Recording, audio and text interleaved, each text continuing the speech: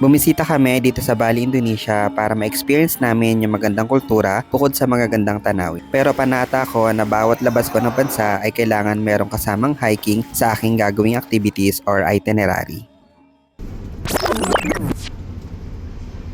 Lungkot?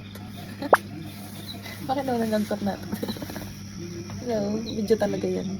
Mas pinili namin mag-book sa mga website kaysa sa Klook kasi mas makakamura kayo. So nag-Sunrise Valley Tour kami. Part ng booking niyo yung some gears, food, water, yung guide. But of course, I advise na mag-prepare na rin kayo. How was it, guys?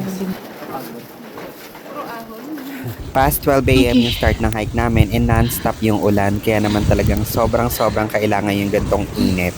Gusto mo pa picture?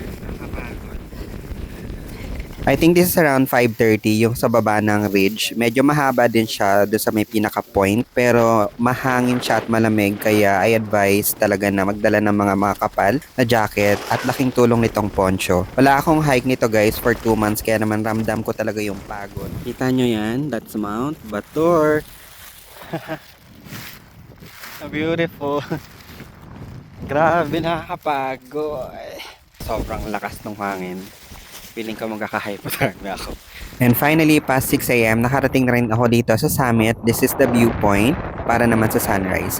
Ganito itsura niya sa pinakataas. Meron siyang ridge around 45 minutes to 1 hour papunta sa pinakatuktok. But unfortunately, hindi na kami pumunta doon kasi merong ganap yung aming guide sa temple. So hindi na kami nakapagtalo. Na-satisfy na lang kami dito sa pinaka-view namin pababa. Although sobrang ganda pa rin talaga niya, overlooking si Mount Batur. And as you can see, ganyan po yung pinaka-itsura. And yung anino ng bulkan, makikita nyo dito. Kasi si Mount Agong yung pinakamataas na bulkan or bundok dito sa part ng Bali, Indonesia. So kita nyo yan, yan po yung anino ng bulkan, yan yung point niya. Around 3,142 meters above sea level. Tapos non-stop assault, kaya ramdam mo talaga yung hirap.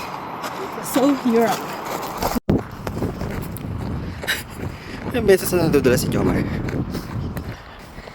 Charan, Mount Batur. Oh my God.